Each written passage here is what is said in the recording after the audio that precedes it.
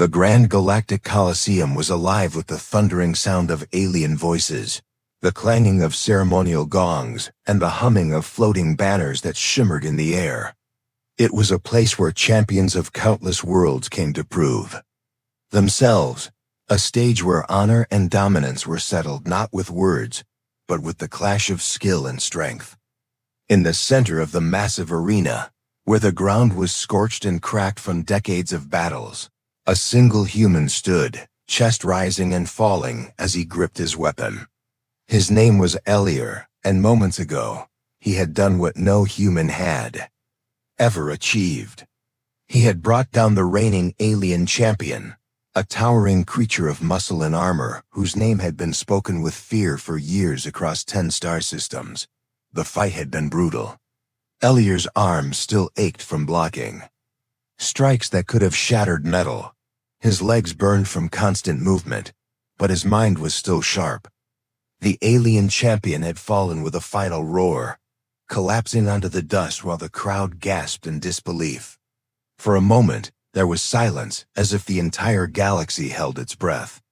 Then came the sound, not of cheering, but of confused murmurs, and low growls that rolled through the tiers of alien spectators.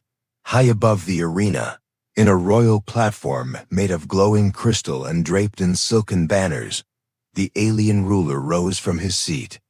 His voice boomed across the space without the need for amplification, each word carrying the weight of ancient authority. He spoke in the common trade tongue so all could understand, declaring that the ancient law of the Colosseum had been fulfilled.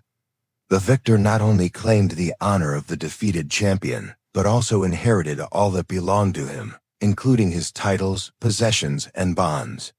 And then, with a slow, deliberate pause, the ruler announced that Elier, as the new bearer of this honor, was now bound to wed the champion's 3 alien wives.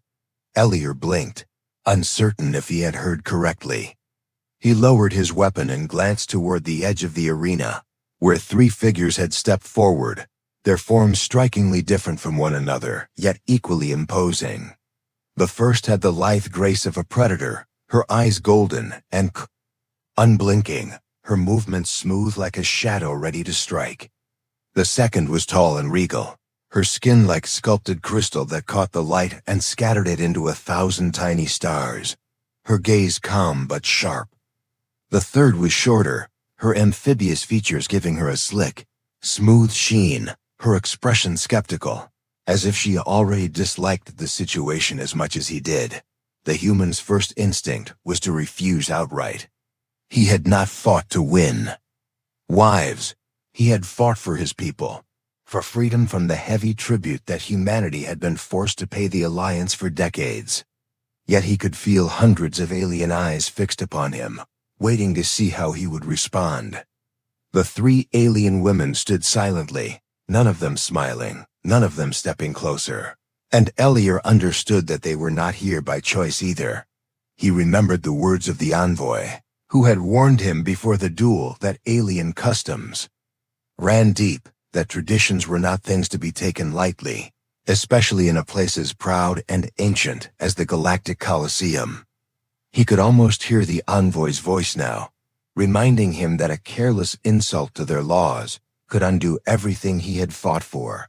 The ruler raised a hand, signaling for silence. He reminded the crowd of the ancient decree that had stood for thousands of cycles, a law that could not be broken without bringing shame upon the victor and chaos to the balance of the great houses. If Elier refused the bond, the honor of the champion's household would be forever stained, and the rival factions might take it as an excuse to reignite wars long buried. Elier stood there in the center of the arena, sweat cooling on his skin, his mind turning quickly. The dust beneath his boots felt heavier now, as if the weight of an entire galaxy had settled on his shoulders. The alien champion had been a tyrant by all accounts, feared even by those closest to him, and yet in his death, he had left behind a chain of obligations that threatened to trap Elier in a web of politics and traditions he barely understood. The crowd shifted restlessly. some shouting for the human to accept his prize, others grumbling at the thought of a foreigner stepping into the role of a great house's head. Ellier's eyes flicked to the three women again. None looked eager, yet each of them seemed to carry a presence that demanded respect. The feline-eyed one watched him as if studying a puzzle. The crystalline-skinned one stood tall with perfect composure, and the amphibious one tilted her head slightly, her eyes narrowing as if warning him to choose his next words carefully.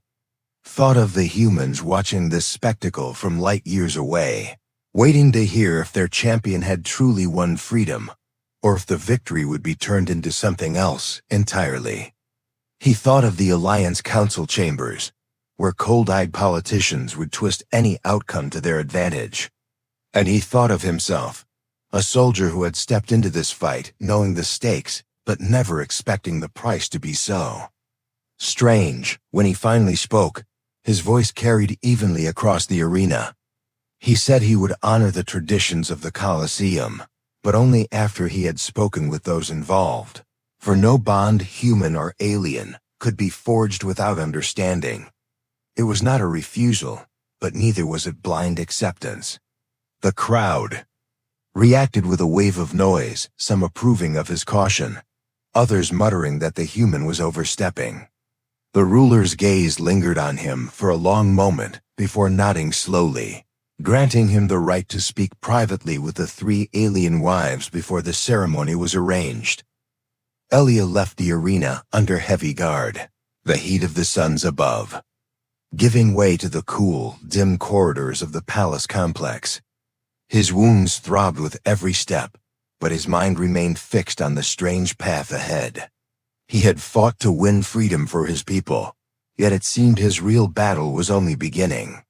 Somewhere in the depths of this alien city, three women waited for him, not as prizes, but as strangers bound to him by an ancient law neither of them had chosen. And in the shadows of the palace walls, he could feel it already, the pull of politics, the sharp edge of danger, and the unspoken truth that someone else's game had only just begun. The palace corridors were wide and high, made of stone, so polished that they reflected the light of strange floating lanterns, each glowing with a slow pulse like a heartbeat. Ellier followed the alien guards in silence, his steps echoing on the marble floor. The air smelled faintly of spices and metal, a reminder that this was not his world, and every detail around him belonged to a culture older and more layered than anything he had known on Earth. The guards wore silver armor that caught the light, and their movements were so precise that it was as if they were part of one machine. They led into a chamber that was circular and open to the sky above, the suns casting sharp shadows across the patterned tiles. Three chairs, each shaped differently to fit their occupant's form, stood in a half-circle. The three alien wives were already waiting, their eyes fixed on him as he entered. Ellier stopped a few steps away, sensing that every word and gesture here could carry meaning he did not yet understand. Lyra, the one with feline grace, was the first to speak. Her voice was smooth, yet carried a note of caution, as if testing him. She asked why he had fought the champion, and when he told her it was for the freedom of his people, she tilted her head slightly, her golden eyes never leaving his. She said, "The champion had never cared for freedom, not for his enemies, nor for those bound to him." She admitted that his defeat had freed them in ways they could not speak openly, but she also warned Ellier that taking his place would put him in the same danger the champion had faced every day. Vera, the tall one with crystalline skin, spoke. Next, her voice was calm and measured, her words chosen with care. She told him that the council valued strength but feared unpredictability, and a human stepping into the role of a great house's head would unsettle the balance between factions. She hinted that some among the council might have guided events toward the champion's defeat, perhaps even counting on Ellier's victory, but she gave no names. Her eyes, which caught the sunlight like polished glass, studied him as if searching for something, whether weakness or resolve. He could not tell, Oris, the shortest of the three, leaned forward slightly in her seat, her dark eyes sharp and her tone blunt. She said the law of inheritance was not about family or loyalty, but about control. By accepting the bond, he would be tied to the council's will, his actions watched and his choices restricted. She said there were those who already saw humanity as a tool, and that this marriage would make him a chain they could pull whenever they wished. Elier listened to them all, realizing that none of them wanted this union for its own sake, and yet, none of them could simply refuse it without causing a storm. He understood now that this was not a matter of personal choice, but of survival for himself, for them, and for the fragile balance of the Galactic Alliance. As the meeting went on, the light above shifted and shadows stretched across the chamber. Lyra spoke again, this time lowering her voice as if the very air might carry her words to unfriendly ears. She told him that the champion's defeat would leave a power gap, and there were those who would move quickly to claim it. She suspected that some already whispered in the council halls, trying to shape the future. Before it could be decided openly, Vera confirmed this, saying that the rival houses would not wait for a smooth transition. They would test Elier, probing for weakness, and if they found it, they would use it. She suggested that he learn their customs quickly, not just the rules but the unspoken patterns, the gestures that could mean alliance or insult. Oris added that the champion had many enemies, some of them dangerous not because of armies, but because of secrets. She said that Elier had stepped into a role that came with a long list of debts, promises, and grudges, most of which were not written down anywhere. She looked at him hard, as if trying to see whether he understood just how deep the game went. By the time the guards returned to escort him from the chamber, Elier felt as if he had stepped onto a battlefield far more complex than the arena. Out there, the rules had been simple: win or lose, live or die. Here, every smile could hide a threat. Every friendly word could carry a trap. The council chambers were not far, but the guards led him down a longer route, one that passed through gardens filled with alien plants, their colors too bright and shapes too strange for Earth. He noticed that even here, in the open, the guards kept their hands near their weapons, scanning every shadow. It reminded him that even the palace was not truly safe. When they reached his assigned quarters, Elier found them richly furnished, with a wide bed draped in fabrics that shimmered like water and shelves filled with strange artifacts. Yet he could not relax. His thoughts were heavy with the words of the three wives and the image of the council waiting to see whether the human would obey their ancient law. He stood by the tall window, looking out at the alien city.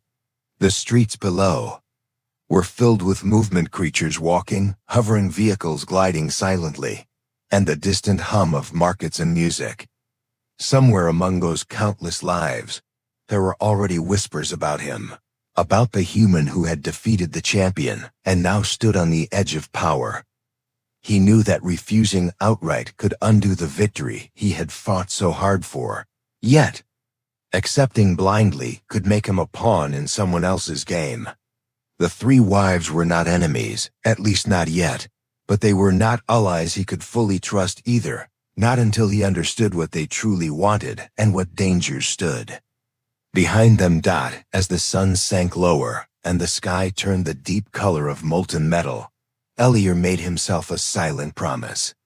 He would not let this law, this forced bond, decide his fate without a fight. If he was to be bound to these three women by tradition, then he would learn their truths, win their trust if possible, and find a way to turn this chain into a weapon, rather than a cage. What he did not yet know was that the first strike in this new battle would come sooner than expected, and it would not be in the council chamber or the palace hall, but in the shadows of the night, when the enemy would show its face in the most direct way possible. The night in the alien city came without complete darkness. 2 moons and the glow of distant orbital platforms painted the streets in silver light, and the air hummed with the faint throb of energy lines running beneath the ground. From his quarters, Elier could see the towers rising like blades toward the sky, each wrapped in strands of light that pulsed like veins. The city never truly slept, and yet the sound was muted now, replaced by the soft hum of the cooling night. Elier had spent the evening going over every word the three alien wives had spoken to him, trying to see the threads between them. Lyra had given him the hint of freedom from the champion's cruelty. Vera had spoken of political manipulation, and Horus had warned of chains disguised as honor. Together, their words drew the outline of a picture he could not yet see clearly, but it was enough to make him feel as though eyes were on him, even in the privacy of his quarters. He sat at a low table, scanning the small display unit that had been left for him. It contained formal documents about the marriage law, the council's protocols, and lists of ceremonial requirements, yet something about the way the data was organized felt deliberate, as if someone had carefully chosen what he should and should not see. It made him wonder how many secrets were hidden behind polite words. A sudden flicker in the lights pulled his attention away from the screen. The glowing wall panels dimmed for a heartbeat before returning to normal. And in that moment of shadow, he caught movement at the edge of the balcony. Elier rose silently, his muscles tensing, every instinct from his years as a soldier pushing him into alertness. He moved toward the balcony doors, keeping his footsteps quiet on the smooth floor. The night air was cooler outside, carrying the scent of some distant flower mixed with the faint tang of metal. The balcony looked out over the city, but now Elier's eyes were on the corner where a shadow clung to the wall, darker than the rest. He stepped closer, and the shadow moved with sudden speed. A figure dropped from the balcony's edge, landing silently inside the room behind him. Elior spun, his hand already reaching for the short blade he had kept on the table since arriving. The intruder was tall, dressed in fabric that seemed to absorb light, and moved with inhuman grace.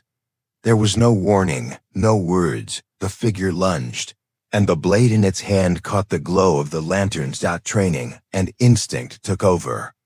Elias sidestepped, letting the attacker's momentum carry them forward, then struck with the hilt of his blade. The intruder stumbled but recovered instantly, slashing again in a low arc meant to cripple. Elier blocked, the impact sending a shock through his arm, and pushed forward to close the distance. They struggled in silence, the only sounds the hiss of breath and the scrape of boots on the floor. The fight ended when Elier caught the attacker's wrist and twisted sharply, sending the alien blade clattering across the tiles. He struck once more, knocking the figure to the ground, and pressed the edge of his weapon to the intruder's throat. Up close, he could see the attacker's face, covered by a mask of dark glass, reflecting his own expression back at him. Before he could demand answers, the masked figure tilted their head slightly, as if listening to something only they could hear. Then, with sudden force, they pushed back, rolling to their feet and diving for the balcony. Elier reached for them, but they were already over the edge, vanishing into the shadows below. He ran to the railing, scanning the walls and streets, but the assassin was gone, leaving only the faint sound of a distant vehicle fading into the city noise. The guards burst into the room moments later, their armor clanking as they scanned for danger. Elier told them what happened, but their expressions tightened in a way that made it clear they were less surprised than they should have been. The captain bowed slightly and said they would investigate, but the formality in his tone carried no warmth, no reassurance. Elier knew that either the guards were hiding something, or they were already part of a larger game. The next morning, the palace seemed unchanged on the surface. Ceremonial banners still hung in the halls. Servants moved with the same precise rhythm, and council members passed by in their flowing robes.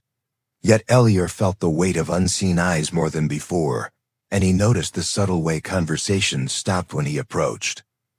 Later that day, he met again with the three wives, this time in a garden that floated above the city on platforms of shimmering light. Lyra's sharp eyes scanned his face the moment he arrived, and she asked what had happened during the night. He told them of the intruder, and the way the guards seemed to expect it. Vera exchanged a glance with the others before speaking.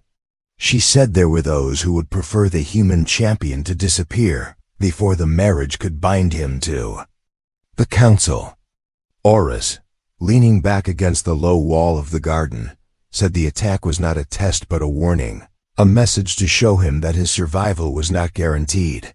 Elier asked why no one would speak openly about such threats, and Lyra explained that in the great houses, assassination was not just a crime but a tool.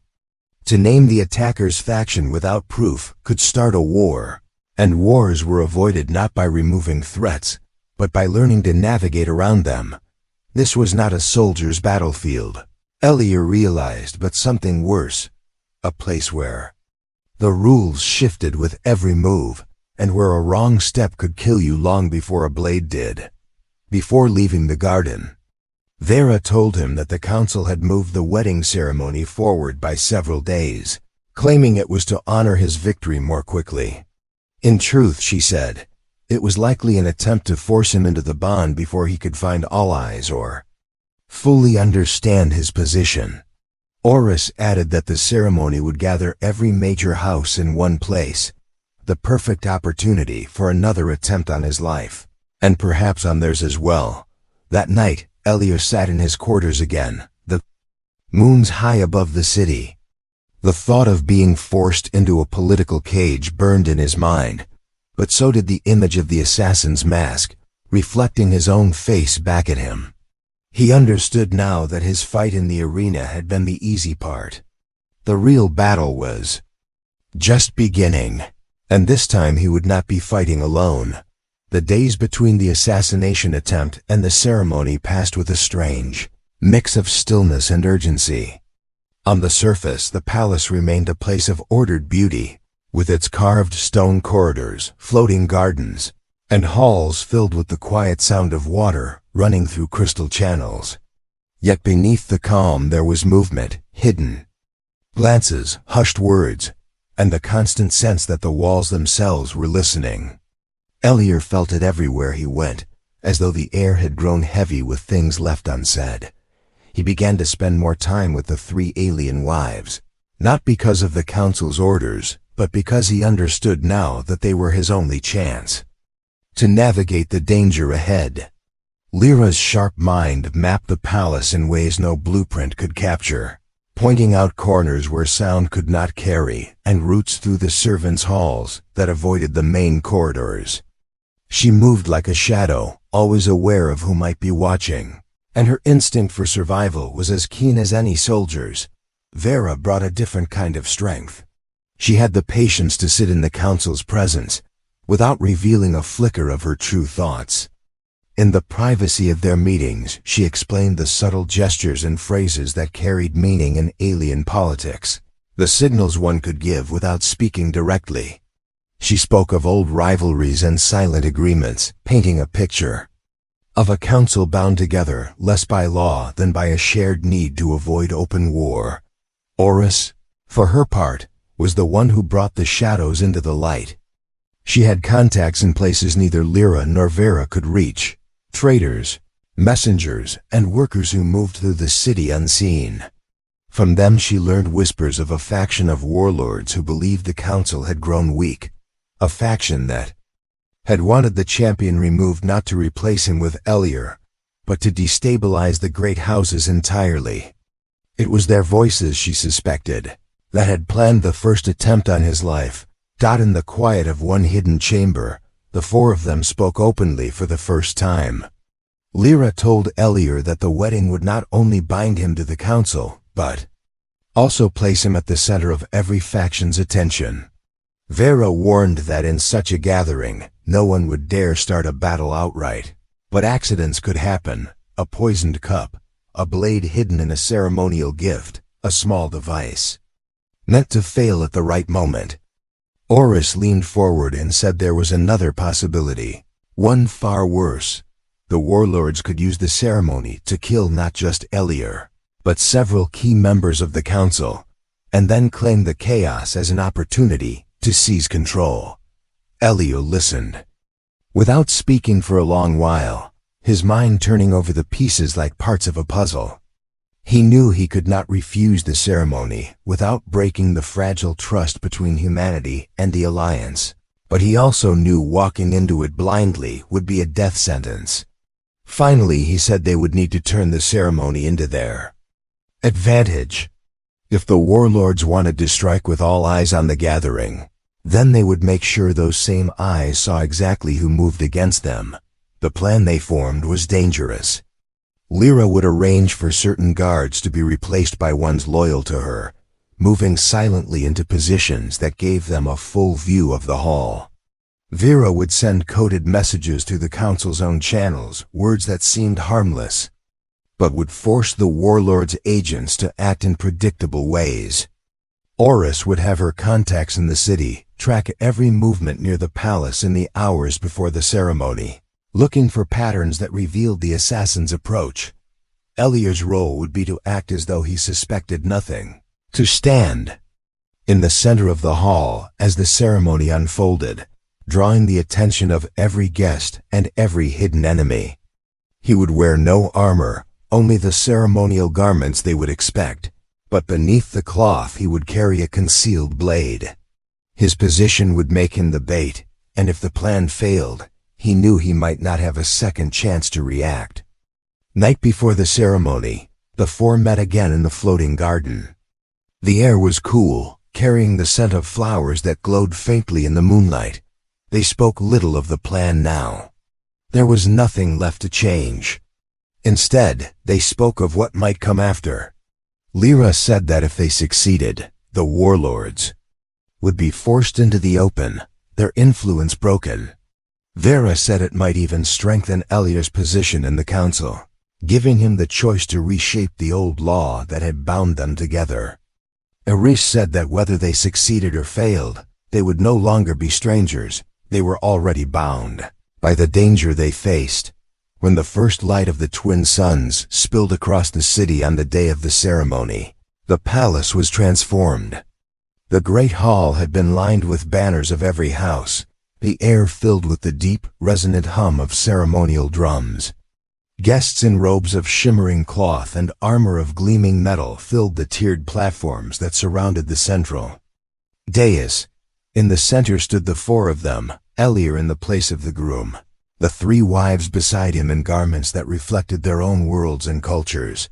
Every movement was slow and deliberate, part of the ancient ritual. The ruler spoke of honor, of the bond between the victor and the household of the defeated, his voice carrying across the hall like rolling thunder. Elior kept his face calm, but his eyes moved constantly, scanning the crowd.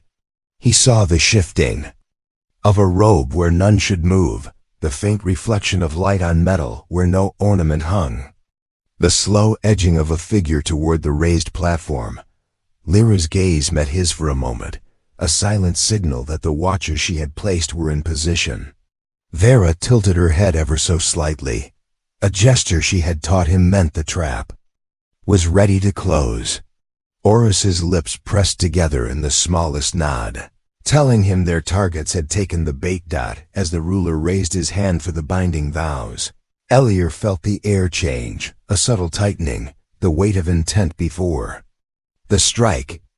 He knew the next moments would decide not just the ceremony, but the fate of all four of them, and perhaps the balance of the alliance itself. The hum of the ceremonial drums grew slower and heavier until each beat seemed to echo through the stone walls like the pulse of the city itself.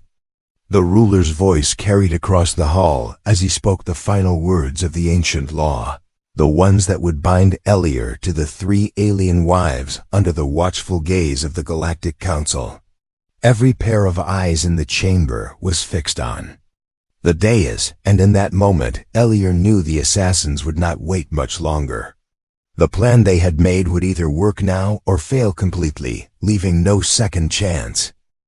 The hall was a sea of colors and movement, banners swaying overhead, armor glinting in the light of the hovering lanterns. Yet among the rich fabrics and polished metal, there were small disruptions, the kind a soldier's eyes could never miss. A ripple in the crowd that was not caused by the drums, the sudden stillness of figures who should have been moving, the faint glimmer of something hidden under a sleeve. Elier felt his grip tighten slightly on the small blade concealed beneath. His ceremonial robes, the ruler stepped closer to present the symbolic bands of union. It was then that Elier caught the signal, a brief flicker of the lights in the upper balconies, too small for most to notice, but enough for him to know that Lyra's watchers had spotted the movement they were waiting for. Somewhere above, a section of the audience shifted unnaturally as three figures began to descend the narrow steps, their eyes locked on the dais. At the same time, Oris's contacts moved in the shadows near the rear entrance, subtly blocking anyone from leaving. Vera leaned slightly toward Elier, her voice no louder than a breath, telling him to wait for the exact moment. She knew the assassins would strike when the crowd's attention was at its peak, during the final vow, when even the guards would be focused on the symbolic act. Elier nodded without moving his gaze from the ruler, his heartbeat steady in spite of the danger pressing in from every side. The final words began, slow and resonant. "By this bond," the ruler said, "the victor and the household become one, their fates join before the eyes of all houses." His voice rolled through the hall, and with each word Elier could feel the tension growing. An invisible thread pulled tighter and tighter. Then it happened. The lead assassin broke from the descending steps, moving with a burst of speed that cut through the crowd like a shadow. A second leapt from a side platform, landing near the dais with a weapon that shimmered like liquid metal. The third, hidden until now, emerged from behind one of the massive banners, aiming a thin needle-like device toward the ruler himself. In the space between one heartbeat and the next, the trap was sprung. Lyra's hidden guards moved as one, intercepting the first assassin before he reached the platform, their weapons flashing in the bright light. Oris's contacts closed in on the second, forcing him back with quick, precise strikes that left him cornered. Vera stepped forward without hesitation, raising her voice in the ceremonial tone of authority, commanding all present to witness the betrayal unfolding before them. Her words cut through the noise, ensuring that every eye in the hall turned toward the attackers at the exact moment their identities were revealed. Elier moved toward the third assassin, intercepting the needle weapon before it could be fired. The struggle was short and fierce. The assassin was quick, but Elier's training and strength gave him the edge. He wrenched the weapon away and drove the intruder to the ground, holding him there until the guards swarmed in to bind his hands. The mask came off, and the face beneath was one the council knew, a high-ranking officer from one of the warlord factions. His expression cold, even in defeat. Gasps rippled through the hall as the realization spread. The ruler, regaining his composure, turned to the crowd and declared that the attempt on their lives had been made by enemies of the Alliance, enemies who sought to destroy the ancient law for their own gain. His voice carried the weight of judgment as he announced that the warlord faction's leaders would be stripped of power and brought before the council to face justice. Elior stood on the dais beside the three alien women, the danger now broken, but the moment still charged with meaning. The ruler turned to him and said that in light of his actions, and the unity shown between him and the household he had inherited, the council would grant him a choice: to accept the marriage and take his place as head of the great house, or to dissolve the bond and leave with the gratitude of the Alliance.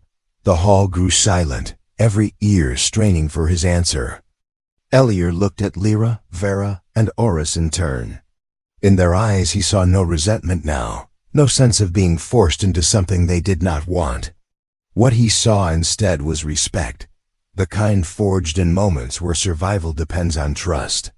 They were not his wives in truth, nor was he their master, But they had stood together against an enemy and emerged whole.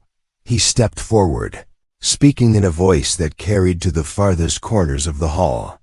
He said that bonds should be chosen, not forced, and that the strength they had shown came not from law but from choice. He declared that the marriage would be dissolved, not in defiance of tradition, but in the spirit of the freedom he had fought. For in the arena, the ruler paused, then nodded, his approval clear. The crowd erupted, not in disapproval but in something like admiration. The council, bound by their own laws, accepted the dissolution, and the ruler announced that Elier would remain as an honored ally to the alliance, free to act as a bridge between humanity and the great houses. When the ceremony ended, the four of them walked out together into the open air, the noise of the hall fading behind them. Lyra walked with the easy stride of someone who had escaped a trap. Vera's calm expression hid the satisfaction of a plan executed perfectly. Oris smirked faintly, already thinking of how this victory would echo through the council's shadowed halls. Elier looked out over the alien city, the lights stretching to the horizon, and felt the weight that had been on his shoulders lift at last. He had come here to win freedom for his people, but in the end he had found something more. Allies in the most unlikely place, and the knowledge that even in a galaxy built on ancient laws, there was room to make something new, and somewhere, far beyond the palace walls, the whispers had already begun. Whispers of the human who defeated a champion, faced death in the shadows, and walked away unbound, yet never alone. The end.